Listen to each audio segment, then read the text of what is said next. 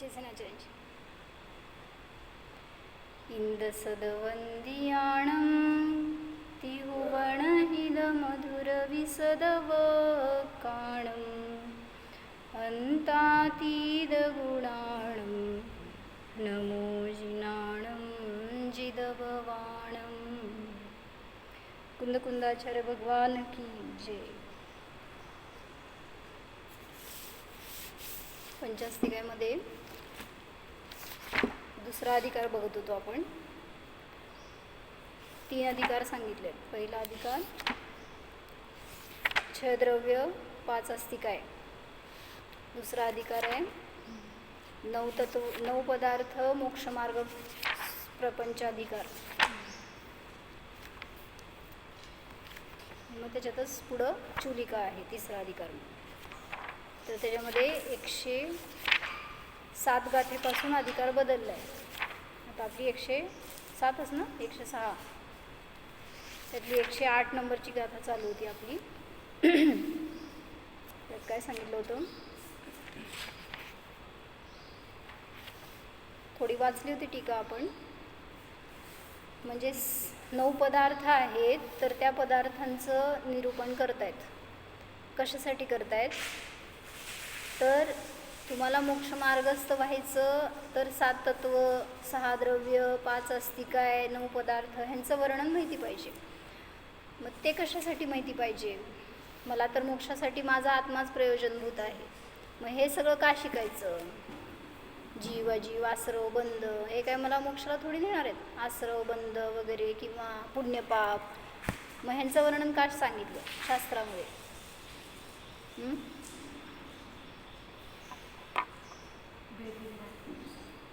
मग तेच ना, भेद विज्ञानासाठी जीव भिन्न आणि अन्य भिन्न आहे एवढं सांगितलं असतं. मग हे सगळं विस्तार का सांगायला लागले. मग सांगतायत की अनेकांची मान्यता चुकीची आहे. मग कोणी शुभाला मोक्षमार्ग मानतात, मग त्याचं खंडन करण्यासाठी. मग शुभभावसुद्धा आश्रवाला कारण आहे, पुण्यबंधाला कारण आहे. बंध हे मोक्षाचं कारण नसतं. मग जे आश्रव बंध करणारं आहे ते नियमाने मोक्षामध्ये बाधक आहे. म्हणून त्याचं खंडन करण्यासाठी आपल्याला समजावं की आपल्या मान्यतेमध्ये कशी चूक आहे. आणि मग ज्याला पण आपण आधार समजतोय, ज्याला पण आपण मोक्षमार्ग समजतोय, तर ते सगळं चुकीचं आहे हे समजण्यासाठी, खरा मोक्षमार्ग काय आहे ह्याचं निरूपण करण्यासाठी.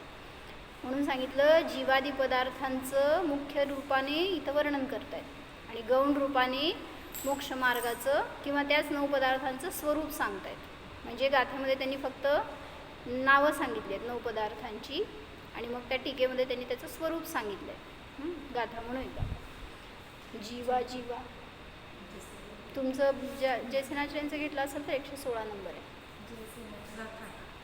जेसनाचार्यांचं पुस्तक आहे का, 116 नंबरची गाथा आहे. नाही, तुमचं 2 टीकेचं पुस्तक आहे प्रत्येक, त्यात 108 नंबरच असेल गाथा. बरं बघा. जीवा जीवा भावा पुण्यं पावं च आसवं तेसिं संवरणीचरबंधो मोखो यहवन्ति ते अठ्ठा. काय सांगितलं अर्थ. जीव अजीव हे भाव म्हणजे पदार्थ, पुण्य पाप आश्रव संवर निर्जरा बंध आणि मोक्ष हे सगळे मिळून पदार्थ, अर्थ म्हणजे पदार्थ आहेत. जीव आणि अजीव या 2 भाव म्हणजे पदार्थांचे तेसिम त्यांचे हे सर्व भेद आहेत. कुठले कुठले. पुण्य पाप आश्रव संवर निर्जरा बंध आणि मोक्ष. तर अशा प्रकाराने हे 9 पदार्थ आहेत. मग त्या 9 पदार्थांमध्ये 2 प्रकाराने वर्णन करतायत. कुठले 2 प्रकार. एक सांगितलं द्रव्य आणि भाव असे 2 प्रकारांनी करतायत ना. जसं द्रव्याश्रव भावाश्रव, द्रव्यबंध भावबंध अशा प्रकाराने प्रत्येकाचं वर्णन करतायत. मग त्याचे व्याख्यापूर्वक सांगतायत. त्यातलं थोडं झालं होतं आपलं, तरी पण एकदा वाचू. तथाही मी पुढं जिथं घेतलं आहे ना टीकेमध्ये तिथं बघा. ज्ञान दर्शन स्वभाव जीव पदार्थ. पहिल्यांदा जीव पदार्थ घेतला तो कसा आहे, ज्ञान दर्शन स्वभाव आहे. तद्विलक्षणः पुद्गलादिपंचभेदः पुनः अपि अजीवः. त्याहून विलक्षण पुद्गलादी 5 भेद जे आहेत ते पुन्हा अजीव आहेत. म्हणजे जीव पदार्थ अजीव पदार्थ सांगितला. मग त्या अजीव पदार्थामध्ये पुद्गलादी 5 द्रव्य आले. पुद्गल, धर्म, अधर्म, आकाश आणि काल. अजून काय आलं? अजीव तत्वामध्ये काय येतं अजून? हृदय. पुद्गल, धर्म, अधर्म, आकाश, काल हे सगळे अजीव द्रव्य आले. अजून काय आलं? सगळे आपले विभाव भाव घ्यायचे. जे काय रागद्वेष आदी मोहादी भाव आहेत हे सुद्धा पौद्गलिक म्हणले, जड म्हणले, कारण ते पराला लक्ष करून होतात. पुढं आता भाव पुण्य म्हणजे काय सांगतायत? दान, पूजा, षड आवश्यकादी रूप जे जीवाचे शुभ परिणाम आहेत त्याला म्हणलं भाव पुण्य. म्हणजे जीवाचे परिणाम त्याला म्हणलं भाव. आणि जे पुद्गलाची रचना आहे, पुद्गलाचं परिणमन आहे त्याला म्हणलं द्रव्य. भाव पुण्य निमित्तेन उत्पन्न सद्वेद्यादी शुभ प्रकृतिरूप पुद्गल परमाणुपिंड द्रव्य पुण्यम. म्हणजे भाव पुण्य हे जीवाचे शुभ भाव आहेत, शुभ परिणाम आहेत. आणि त्यावेळीस त्याच्या निमित्ताने, त्याचं निमित्त असताना जे काय पुद्गल परमाणूंचा बंध झाला, त्याच्यामध्ये शुभ अनुभाग पडला, शुभ प्रकृतीचा बंध झाला, मग त्याला म्हणलं द्रव्य पुण्य. मग याच्यासाठी मी काहीतरी तुम्हाला एक अभ्यास विचारला होता, लक्षात आहे? कोण आहे माझ्यासमोर? आणि ते आहे का? काय सांगितलं होतं बघायला कार्तिकेय अनुप्रेक्षामधलं? लक्षात आहे का? विसरलं? काव्या, सोनाली,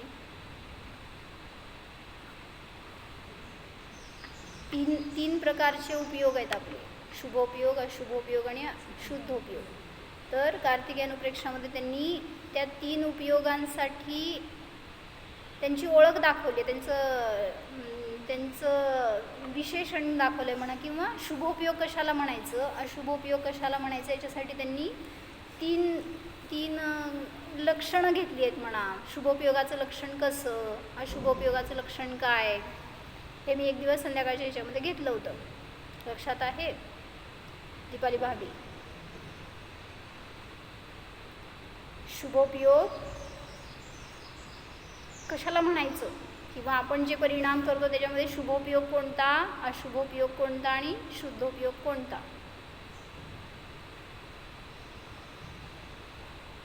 आठवा, तोपर्यंत बघू पुढचं. तर द्रव्य पुण्य म्हणजे काय? पुद्गल परमाणू पिंड जो आहे त्याला म्हटलं द्रव्य पुण्य. पुढं द्रव्य पाप आणि भाव पाप सांगतायत. भाव पाप कशाला म्हणायचं, भाव पुण्य कशाला म्हटलं? शुभ परिणामाला भाव पुण्य म्हटलं. आता भाव पाप कशाला म्हणायचं? अशुभ परिणामाला. मिथ्यात्व रागादी रूप जे जीवाचा अशुभ परिणाम आहे त्याला भाव पाप म्हटलं. आणि द्रव्य पाप कशाला म्हणायचं? द्रव्य पाप कशाला म्हणायचं? भाव म्हणजे जीवाचे परिणाम आणि द्रव्य म्हणजे पौद्गलिक रचना आहे ती. मग कशाला म्हणायचं द्रव्य पाप? काकी जे आपण भाव करतो ते भाव पुण्य, भाव पाप, भाव आश्रव वगैरे हे झालं. आणि त्याच्या निमित्तात जे कर्मांचं कार्य चाललंय ना पुद्गलाचं, त्याला म्हणायचं द्रव्य. मग तेच घेतलं. जीवाने परिणाम केले अशुभ. काय केले? मला जेवायचं आहे, मला झोपायचं आहे, जे पण असतील, कोणाला हिंसा, झूट, चोरी, हे पापाचे परिणाम झाले. त्या परिणामाच्या निमित्ताने असत वेद्य म्हणजे असाता वेदनीय आदी अशुभ प्रकृतिरूप जे काय पुद्गल पिंड आले त्याला म्हटलं द्रव्य पाप. हे पुढं सांगतायत भावाश्रव म्हणजे काय? निराश्रव शुद्धात्म पदार्थ विपरीत रागद्वेष मोहरूप जीव परिणाम भावाश्रव. निराश्रव अशा शुद्धात्म पदार्थाहून विपरीत जे काय रागद्वेष मोहरूप जे जीवाचे परिणाम आहेत त्याला म्हटलं भावाश्रव. भावनिमित्तेन कर्मवर्गणायोग्य पुद्गलानां योगद्वारेण आगमनम द्रव्याश्रव. द्रव्याश्रव कशाला म्हटलं? जीवाने परिणाम केले त्याच्या निमित्ताने, त्याचं निमित्त असताना कर्मवर्गणायोग्य पुद्गलांचं योगाच्या द्वारे आगमन होणं, येणं, त्याला म्हणायचं द्रव्याश्रव. पुढं संवर म्हणजे सांगतायत. पहिला आश्रव झाल्यावर संवर सांगितलं, नंतर बंध सांगणार. कर्मनिरोधे समर्थ निर्विकल्पक आत्म उपलब्धी परिणाम भाव संवर. कर्मांचा निरोधामध्ये समर्थ असणारे परिणाम कुठले आहेत? कर्मांचा आश्रव थांबवण्याची शक्ती कुठल्या परिणामात आहे? फक्त शुद्धोपयोगामध्येच आहे. मग ते सांगितलं की कर्मनिरोधामध्ये समर्थ असा निर्विकल्प आत्मउपलब्धी परिणाम म्हणजे शुद्धोपयोग, म्हणजेच सम्यक दर्शन, म्हणजेच निर्विकल्प अनुभव. तो अनुभव म्हणजेच भाव संवर आहे. इतकं स्पष्ट लिहिलं आहे. म्हणजे काय कळलं प्रीती? संवर आपण म्हणतात लोक की पहिल्या गुणस्थानात होतो का शुभोपयोगाने संवर होतो असं म्हणतात. मग इथं त्यांनी स्पष्ट सांगितलं निर्विकल्प आत्म उपलब्धी रूप परिणाम जो आहे त्यालाच भाव संवर म्हणलं आणि त्याच्यामध्येच कर्मनिरोधाचं सामर्थ्य आहे. पहिल्या गुणस्थानामध्ये जो आहे तो आश्रवबंधपूर्वक होतोय संवर निर्जा जी आहे ती, त्यामुळे त्याला संवर पण म्हणता येत नाही. म्हणून जेव्हा शुद्धोपयोग झाला म्हणजे कुठं झाला? चतुर्थ गुणस्थानापासून पुढं, तिथंच भाव संवर सुरू झाला. आणि हे सांगितलं त्यांनी की संवर चतुर्थ गुणस्थानापासून होतो. मग ह्याच्यावरून सुद्धा सिद्ध होतं की निर्विकल्प उपलब्धी परिणाम चतुर्थ गुणस्थानामध्ये आहे. म्हणजे जे शुभाने संवर मानतायत ना चतुर्थमध्ये, तर तिथं तर पण सांगितलं गेलं संवर होतो तर निर्विकल्प आत्म्याला जाणल्यावरच होतो. म्हणून चतुर्थ गुणस्थानामध्ये शुद्धोपयोगाची सिद्धी होतेच. तेन भावनिमित्तेन नवतर द्रव्य कर्म आगम निरोध द्रव्य संवरः. ते जे परिणाम केले आपण शुद्धोपयोगाचे, स्वतःला जाणण्याचे विशुद्ध परिणाम झाले, तर त्या परिणामाच्या निमित्ताने नवीन येणाऱ्या द्रव्यकर्मांचा आगम म्हणजे येणं थांबवलं, निरोध झाला, त्याला म्हटलं द्रव्य संवर. कर्म येणे हे आश्रव होतं आणि त्या कर्मांचं येणं थांबणं हे म्हटलं द्रव्य संवर. पुढं निर्जरा सांगतायत. कर्मशक्ती शातन समर्थ द्वादश तपोभिः वृद्धिंगतः शुद्धोपयोगः यह सा संवर पूर्विका भाव निर्जरा. कशाला म्हणायचं भाव निर्जरा? कर्मशक्तीचं शातन म्हणजे निघून जाणं म्हणा किंवा कमी होणं म्हणा. कर्मशक्तीचं नष्ट होण्यामध्ये समर्थ, नष्ट करण्यामध्ये समर्थ 12 तपांच्या द्वारे वृद्धिंगत जो शुद्धोपयोग आहे तो ती संवरपूर्वक भाव निर्जरा आहे.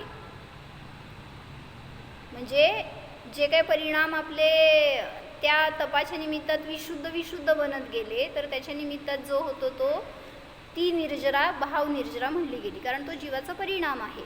कर्मांना नष्ट करणं हे निर्जरा नाही आहे, तर जीवाचा शुद्धोपयोग वृद्धिंगत होत जाणं ही भाव निर्जरा आहे. काय म्हणले?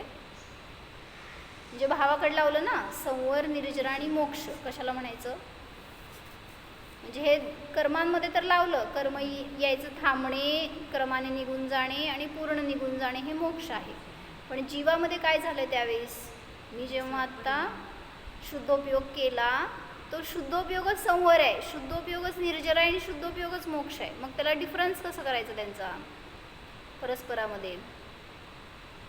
संवर म्हणजे म्हणून सांगितलं शुद्धोपयोगाची उत्पत्ती हा संवर आहे, शुद्धोपयोगाची वृद्धी ही निर्जरा आहे आणि शुद्धोपयोगाची पूर्णता हा मोक्ष आहे. असं त्यामध्ये थोडासा फरक केला. म्हणजे मी काय करत नाही आहे ते संवर करण्यासाठी, निर्जरा करण्यासाठी, ते तर कार्य त्याचं त्याच्यामध्ये चालू आहे. कर्मांमध्ये तुम्ही काय करू शकत नाही. मग कुठं करू शकता? बस परिणामामध्येच मी पुरुषार्थ करू शकतो. माझं द्रव्य अन्य द्रव्यामध्ये जाऊन काहीच करू शकत नाही. मी माझ्यामध्येच पुरुषार्थ करू शकतो. मग जे झालं ती निर्जरा झाली असं सांगितलं.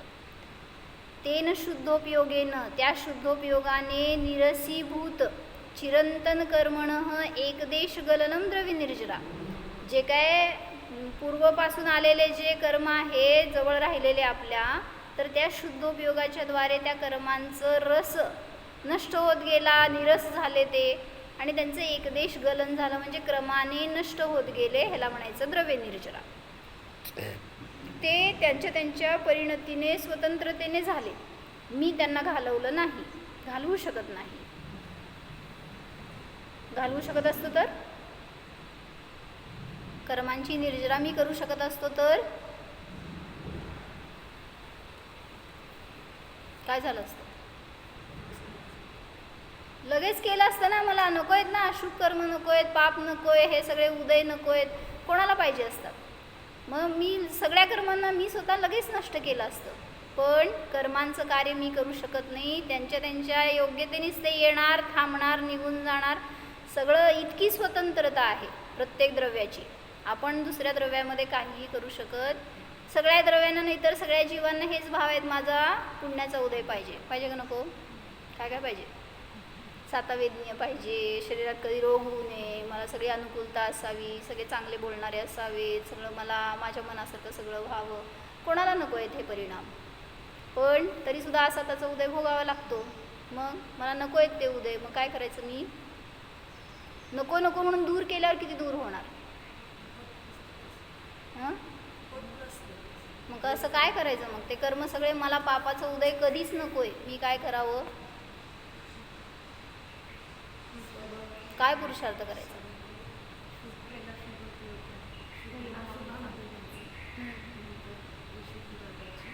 ती विशुद्धी वाढणार कशी? मग स्वतःला जाणणे हाच उपाय आहे. पहिल्यांदा हे सांगितलं. नाहीतर मुनिराज ध्यान करत नाहीत का हो? स्वतःला जाणत नाहीत का? मग त्यांना का पापाचा उदय येतो?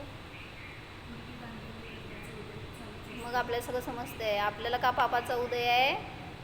आणि मग तुम्ही आज नको म्हणताय तो उदय. मग ते काय करतायत परिणाम? मुनिराज त्यांना पण उदय येत आहेत, त्यांना पण त्रास होत, म्हणजे त्रास चालू आहे शरीराला सगळा, पण ते त्याच्यामध्ये त्याला भोगत नाही आहेत त्या कर्मांच्या उदयाला. आणि आपण एवढंच फरक पडतो की आपण त्या कर्मांच्या उदयाला भोगतो. म्हणून सांगतायत येणार जे येणार ते असं बद्ध आहेत प्रत्येक कर्मामध्ये. काय म्हणायचं? क्रमनियत आहे. त्या त्या पर्यायामध्ये ते उदय येणार. हे आपण केलेल्या अनादीपासूनच्या परिणामाने आपण सगळी अरेंजमेंट करून ठेवली आहे, अनेक काळापर्यंतची केली आहे. फक्त आत्ता शुद्धोपयोग केलात, आत्ता निर्विकल्प राहिलो, समभाव ठेवला, सगळ्यांच्या विषयी आपल्या मनामध्ये खूप चांगले चांगले परिणाम केले ना, तर त्याच्यामध्ये संक्रमण होऊ शकतं. एवढंच.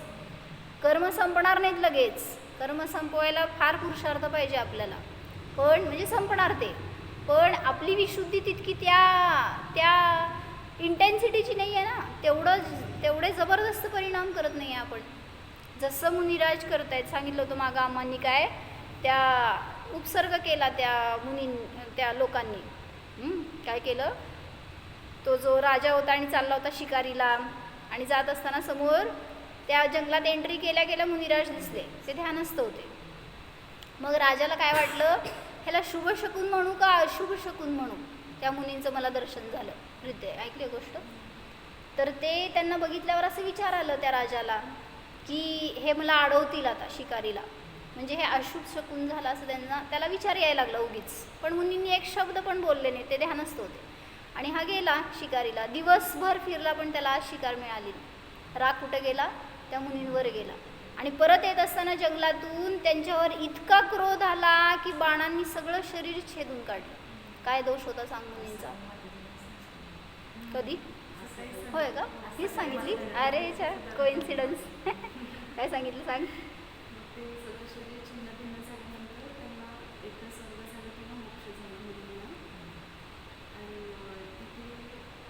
कशासाठी छेदलं? पण हेच कारण सांगितलं का शिकारीचं? हां, बरोबर. आम्हाने आज हेच सांगितलं म्हणे. आज सकाळचं प्रवचन आहे का सगळेजण डिटेलमध्ये? मग म्हणजे म्हणायचं आहे की मुनींचं काय दोष होता हो ह्याच्यामध्ये? ध्यान केलं म्हणून बाणांचं उपसर्ग सहन करायचं होतं का?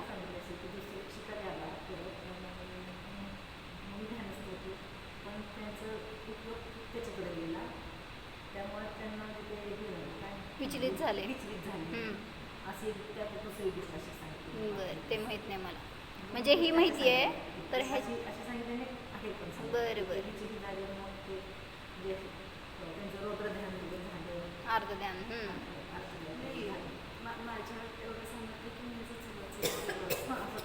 त्या राजाचं मी चुरा केलं असतं असं ते म्हणतात. आणि लगेच त्यांना भगवंतिक देवाचं बंद होतं. त्यांनी तिथून स्वतःला प्रायश्चित्त करतात, प्रतिक्रमण करतात आणि म्हणतात की माझ्या एवढे विशुद्ध प्रेरणा होती, मी महाव्रती आहे आणि मी असे निश्चित भाव केले त्याला मारायचे, राजाला मारायचे, मी एक क्षणासाठी विसरलो. म्हणजे म्हणायचं आहे की शेवटी कर्मांचे उदय मुनींना सुद्धा सुटत नाही आहेत. मग मुनी काय त्या कर्मांना दूर करत बसत नाही आहेत किती म्हणून दूर करणार? इतकं साचवलंय आपण, इतकं साचवलंय ना, अनंत भव जातील. पण म्हणून सांगतात एक एक करून तर काढू शकत नाही कुठल्या कर्मांना आपण, कुठल्याही पापाला दुःखाला नष्ट करू शकत नाही. फक्त करू शकतो काय? निर्विकल्प आहे हे अनुभव घेतलं तर त्या क्षणात आनंद येतो. आणि त्या क्षणात सांग मला असताचा उदय असतो का? जेव्हा मी अनुभव घेतो निर्विकल्प आनंद भोगतोय त्या समयात असताचा उदय असतो का? नाही. उदय असतो. उदय असतो का? असतो असतो. असतो. आता हे स्पष्ट दिसलं ना आता मुनींच्या उदाहरणावरून. त्याशिवाय श्रेणी आरूढ होत गेले का ते? शुद्धोपयोगामध्येच आहेत. मग निर्जरा तिथंच तर अधिक अधिक होत चालली आहे वरवर. म्हणून सांगितलं जितकी विशुद्धी वाढली तितकं गुणस्थान चढत गेले, तितकी जास्त निर्जरा होत गेली आणि म्हणून तर मग मोक्ष मिळतो. म्हणून सांगितलं असा त्याचा उदय येऊ नये हे भाव करायचे नाहीत. त्याची त्याची योग्यतेने निर्जरा होणार आहे. फक्त मी करू शकतो काय? आपल्या आत्म्याला जाणून तिथं विशुद्धी आपली वाढली की त्या ठिकाणी ते कर्म आपल्याला त्रास देऊ शकत नाही. त्याला मला भोगायचं नाही आहे. जे पण उदय येतील ते येतील आणि निघून जातील. असं एका मुलीला असं एका क्लिपमध्ये दाखवलं होतं की नवरा बायको असते आणि त्या बायकोला शेजारची असती ती ईर्ष्या करत असती आणि तिला हीन दाखवण्यासाठी त्यांनी तिला जेवायला घरी बोलवलं सहकुटुंब. आणि बोलवल्यावर ती गेली तिथं आणि मुद्दाम ती शेजारची काय करते? हिणवती आहे, तिला निंदा केल्यास का असं इनडायरेक्टली असं बोलते आहे. सगळ्यांना म्हणली वेलकम तुम्ही आलात माझ्याकडे बरं झालं, पण तिला नाही बोलली. म्हणजे असं इंटेन्शनली अपमानित केल्यासारखं. पण ती प्रत्येक वेळी काय विचार करते आहे? मला फक्त जेवायला बोलवलं आहे, मी काय विचार करणार नाही. कारण ती येऊन घरात आमंत्रण दिलं असते, तू पण ये बरं का असं मुद्दाम. आणि तिला तेच इंटेन्शन असतं की तिला दुःखी बनवायचं. पण ही प्रयत्नपूर्वक एवढं छान करते पुरुषार्थ की मला दुःखी नाही बनायचं, मला त्यांच्याशी रिवेंज घ्यायची नाही आहे, ईर्ष्या करायचं नाही, मला फक्त जेवायचं. असं ती प्रत्येक वेळीच करते बरं का. असं ते चांगलं वाटलं मला तेवढी क्लिप बघितल्या की तिला जेवण वाढताना सुद्धा सगळ्यांना वाढलं पण तिला नाही वाढलं. मग ती म्हणते मी माझं घेऊ शकते, घेते मी, असं मुद्दाम समोर पुढं जाऊन ती घेते आहे. असं परत विचार करते की ती काहीतरी बोलते तर मी तर इथं जेवायला आली, मी कुठं दुःख करायला आली.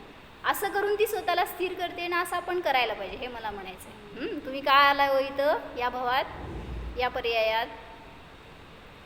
दुःख भोगायला आलोय का? कुठं कशासाठी आलो इथं? मग का भोगायला लागलोय? दुःखच भोगत बसलोय आपण. म्हणून विचार एवढं करायचं आहे मला फक्त सुख भोगायचं आहे. ती कसं म्हणली विचार, मला फक्त जेवायचं आहे.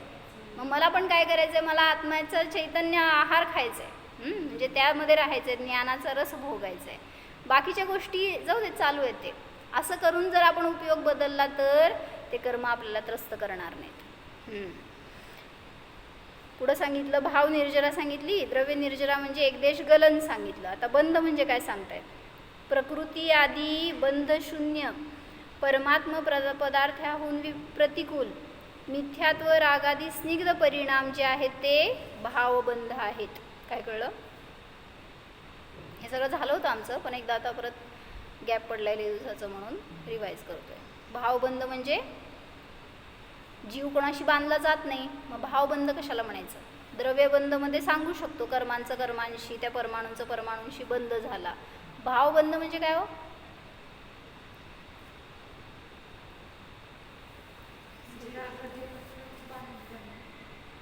बंध म्हणजे काय म्हणायचं? बांधलं कुठं बांधलं जातं? कोण कुठं बांधलं गेलं?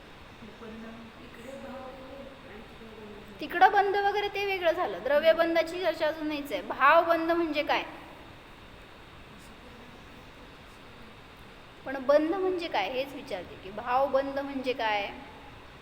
सगळ्याला तर हा ना, सगळ्याला तर हेच उत्तर आहे. रागद्वेष परिणाम म्हणजे आश्रव आहे, बंध आहे, ते मग थांबणं हे समोर आहे हे वगैरे आलं की त्याच्यामध्ये. पुण्यपाप म्हणजे पण रागद्वेष परिणाम आहेत. हां, तर त्यांनी घेतलं नाही तर चांगलं शब्द स्निग्ध परिणाम. जीवाचे जे असे स्निग्धता का म्हटलं त्याला? त्याच्या निमित्तात कर्म येऊन जोडले जाणार आहेत, बांधले जाणार आहेत. मग असे आपले मोहाचे स्निग्ध परिणाम आहेत, त्याला म्हटलं भावबंध. परिणामच आहे सगळीकडं. पुण्य म्हणा, पाप म्हणा, सर्व म्हणा, बंध, संवर, निजरा, मोक्ष सगळं काय हो? परिणाम आहे. काय क्रिया नाही आहेत. येणं जाणं राहणं बांधणं वगैरे हे क्रिया नाही आहेत. सगळे आपले परिणाम आपले भाव आहेत.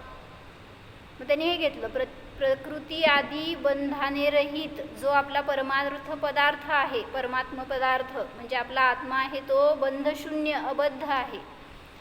त्याच्याहून प्रतिकूल जे आहे ते मिथ्यात्व रागादी स्निग्ध परिणाम, त्याला म्हणलं भावबंध. भावबंधाच्या निमित्ताने तैलम रक्षित शरीरे धूलिबंधवत जीवकर्म प्रदेशानाम अन्योन्य संश्लेष द्रव्यबंध. त्या भावबंध म्हणजे मी केलेले ते स्निग्ध परिणाम आहे. त्याच्या निमित्तात जसं एखाद्याच्या शरीराला तेलाने माखले, तेल चोळले कोणाच्या शरीराला, तर त्याला जसं ती धूळ सहज चिकटली जाते. पुढे सांगितलं असं उदाहरण, सांगितलं उदाहरण हे समयसारच्या मध्ये का समयसारमध्ये बंध अधिकारात सांगितलंय. हां, बंध अधिकारामध्ये 237 गाथेपासून घेतलं होतं की जसं तो कोणी पुरुष आहे तो त्या आखाड्यामध्ये उतरलाय. सांग उतरलाय. पुढं सांग की. मल्ल आखाड्यामध्ये जर उतरलाय, परंतु जर तेल जर त्याने माखलेलं असेल तर त्याला धूळ चिटकली जाते. परंतु जर तेलाने माखलेलं नाही, भलेही तो आखाड्यात उतरलाय पण ती चिकटली जाणार नाही. तेच माहिती सांगितलं ना, स्निग्ध परिणाम. हे विशेष घेतलं, चांगलं म्हटलं. हे स्निग्ध परिणाम म्हणजे काय सांगितलं मग आता? भावबंध की नाही? भावबंध. आणि द्रव्यबंध म्हणजे हे घेतलं की जसं त्या तेलाने माखलेल्या शरीरामध्ये धुलीचा बंध होतो, त्याप्रमाणे जीव कर्म प्रदेशांचं अन्योन्य संश्लेष होणे, जीवाच्या आणि कर्मांच्या प्रदेशांचा संश्लेष होणे, एकाच क्षेत्रामध्ये येणं, बांधलं जाणं, ह्याला म्हणायचं द्रव्यबंध. जीवाचा कर्मांशी बंध झाला, कुठला नाही?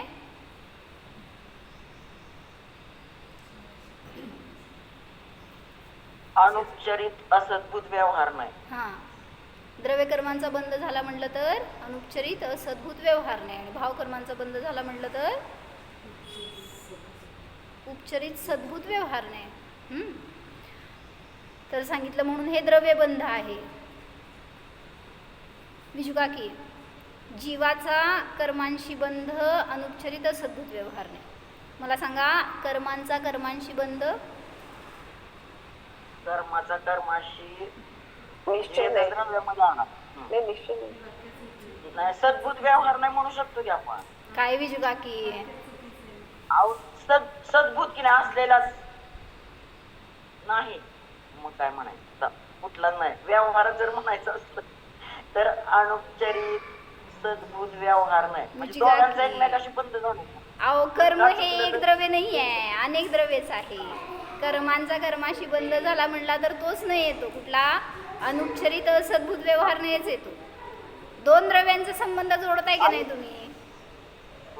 मग तिथं पण ते कर्म म्हणजे अनेक द्रव्य आहेत, त्या अनेक द्रव्यांचा संश्लेष संबंध झाला एक क्षेत्रावगा, तर अनुपचरित असद्भुत व्यवहार नाही येणार. समजलं काय म्हणायचं? म्हणजे कर्मांचा कर्मांशी पुद्गल परमाणूचा पुद्गल परमाणूशी बंध झाला तरी पण तिथंच घालायचा, जीवाचाच तिथं घालायचा असं नाही आहे. दोन द्रव्यांचं सांगताय ना तुम्ही, एका क्षेत्रावगा हा संबंध होतोय. मग अनुपचरित असद्भुत व्यवहार नाही आहे, कर्मांचा कर्मांशी बद्ध झाला. बरोबर आहे का? अनेक द्रव्य असल्यामुळे एका क्षेत्रामध्ये बांधले गेले ना ते, मग त्यांचा संबंध झाला म्हणून तो संबंध घेतला तिथं त्या नाही. कर्म निर्मूलन समर्थ शुद्धात्म उपलब्धी रूप जीव परिणाम भावमोक्ष. कशाला म्हणलं भावमोक्ष? कर्म निर्मूलनामध्ये समर्थ शुद्धात्म उपलब्धी रूप जो जीवाचा परिणाम आहे त्याला म्हणलं भावमोक्ष. म्हणजे काय? पुन्हा इथं पण शुद्धोपयोगच आला. भावमोक्ष म्हणजे शुद्धोपयोगाची पूर्णता म्हटलं ना तुम्ही. मग ते असे परिणाम आहेत, अशी विशुद्धी आहे की त्याच्यामध्ये संपूर्ण कर्मांचं निर्मूलन करण्यामध्ये समर्थ आहेत ते परिणाम. सर्व कर्म अंतर्मुहूर्तात नष्ट करून टाकतील अशी जी विशुद्धी प्रगट झाली त्याला म्हणलं भावमोक्ष.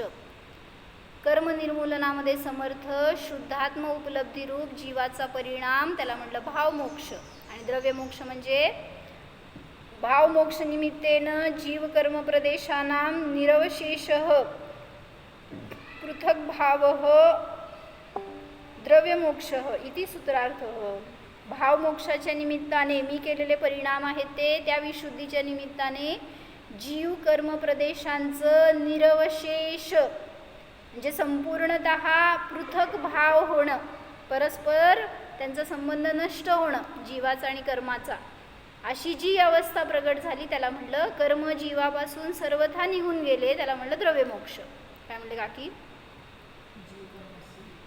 जीव आणि कर्मांचं सर्वथा विश्लेष होणं, निघून जाणं, दूर होणं, पृथक भाव होणं. म्हणजे कर्म कर्मामध्ये राहिलं, जीव जीवामध्ये राहिला. जेव्हा अशी पर्याय प्रगट झाली त्याला कोणाचा द्रव्यमोक्ष म्हणायचं? जीवाचा का कर्मांचा?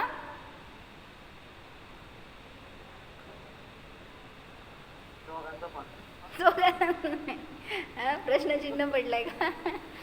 कोणाचा मोक्ष आहे? द्रव्याचा म्हणजे कर्मांचा मोक्ष आहे का जीवाचा मोक्ष आहे? मुक्त झाली की एकमेकापासून. जर ते कर्म परमाणु रूपाने सुटलेत ना तर मोक्ष झालाय, नाहीतर जीवाचा तर मोक्ष झालाच, कारण जीव शुद्ध अवस्थेला प्राप्त झाला. जर ते कर्म पण शुद्ध अवस्थेला प्राप्त झाले तर मोक्ष म्हणायचं, नाहीतर ते बद्धच आहेत ऑलरेडी परस्परांशी. म्हणून असा सूत्रार्थ आहे.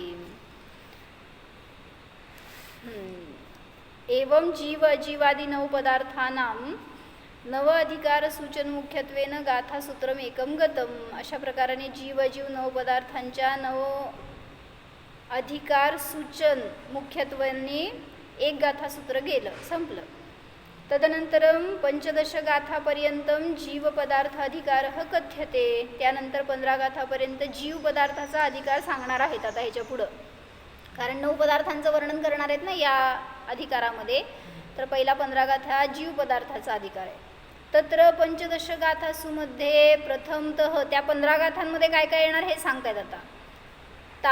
प्रथमतः तावत जीव पदार्थ अधिकार सूचन मुख्यत्वेन जीवा संसारथा इत्यादी गाथासूत्रमेकम.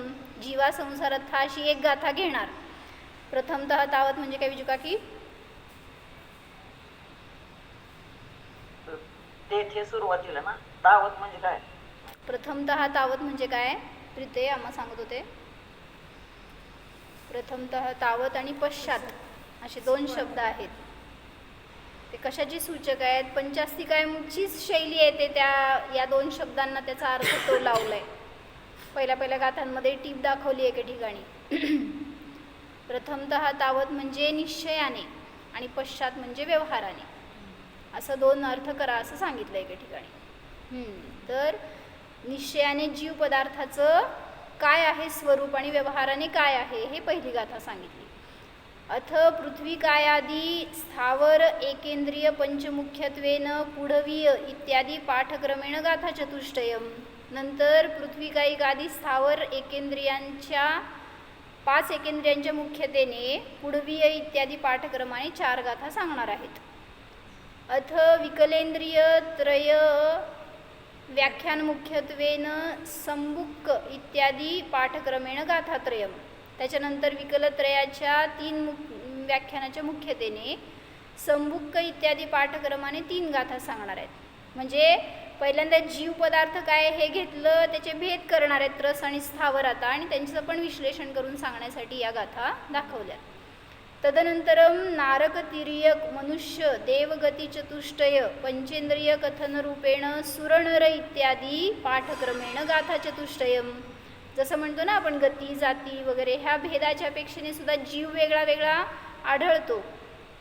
मग नरक तिर्यंच मनुष्य देव हे 4 गती, पंचेंद्रिय यांच्या कथनरूपाने सुरनर अशा पाठक्रमाने 4 गाथा आहेत. अथ भेदभावना मुख्यत्वेन हित कर्तृत्व भोक्तृत्व प्रतिपादन मुख्यत्वेन च नहि इंद्रियाणी इत्यादी गाथाद्वयम. नंतर भेदभावनेच्या मुख्यतेने हित कर्तृत्व भोक्तृत्व ह्याचं प्रतिपादन करण्याच्या मुख्यतेने 2 गाथा सांगणार आहेत. अथ जीवादी पदार्थ उपसंहार मुख्यत्वेन तथा एव अजीव पदार्थ प्रारंभ मुख्यत्वेन च एवम अभिगम जीव इत्यादी सूत्रमेकम. किती गाथा झाल्या? किती सांगणार होते जीव पदार्थाचं वर्णन? 15 गाथा सांगणार होते. झाले का 15चे मग? नंतर जीव पदार्थांचा उपसंहार करण्याच्या मुख्यतेने तसेच अजीव पदार्थांचा प्रारंभ करण्याच्या मुख्यतेने एक गाथासूत्र आहे. एवं पंचदश गाथाभिः षट्स्थलैः द्वितीयांतरधिकारे समुदाय पातनिका. अशा प्रकारे 15 गाथांच्या द्वारे 6व्या स्थळाच्या मध्ये 6 स्थळांच्या द्वारे दुसऱ्या अंतराधिकारामध्ये समुदाय पातनिका आहे. तथा हिने आता पुढची गाथा सांगणार म्हणजे जीवाचं स्वरूप वर्णन करणार आहेत. तर तुम्हाला वेळ दिला होता मी, तरी पण आता बघायचं असलं तर बघा. कार्तिकी अनुप्रेक्षामध्ये गाथा नंबर सांगते तुम्हाला काय की शुद्धोपयोग म्हणजे काय, शुभोपयोग म्हणजे काय आणि अशुद्धोपयोग म्हणजे काय, ह्याच्यासाठी 3 लक्षणं सांगितली आहेत.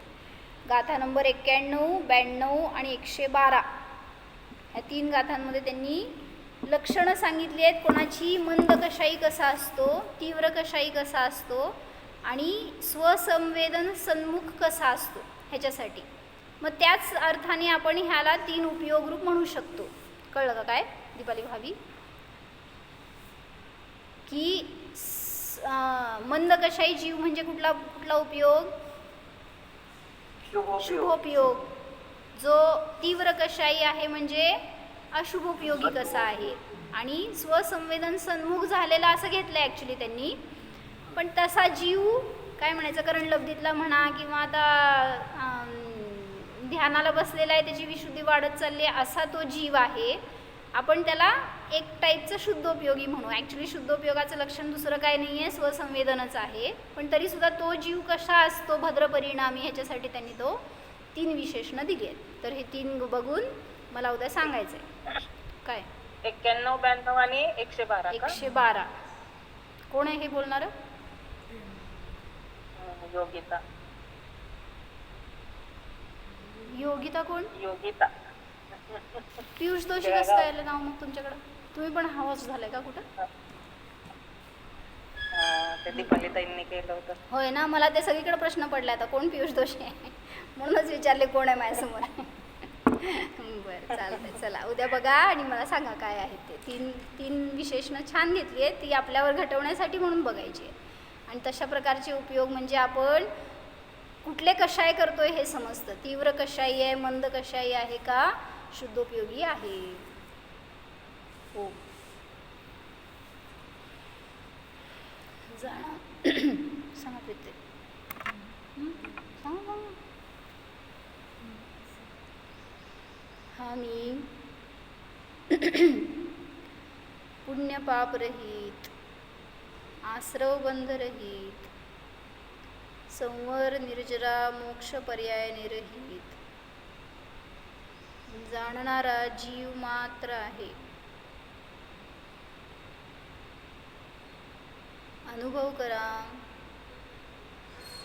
सर्वापासून भिन्न अस्पर्शी ज्ञाता जीव जाणा. कर्मांना दूर करणे हा माझा स्वभाव नाहीच. कर्मसुद्धा ज्ञेय आहेत. उदय उदीरणा संक्रमण हे सर्व ज्ञेय मात्र आहे. आम्ही तर कर्मनिरपेक्ष जीव आहे.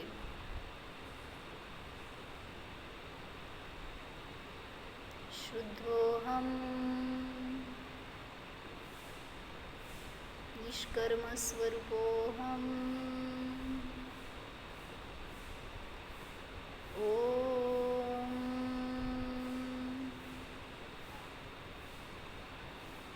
विसर. नमो अरिहंताणं, नमो सिद्धाणं, नमो आयर्याणं, नमो वत्सायाणं, नमो लोये सौवसां.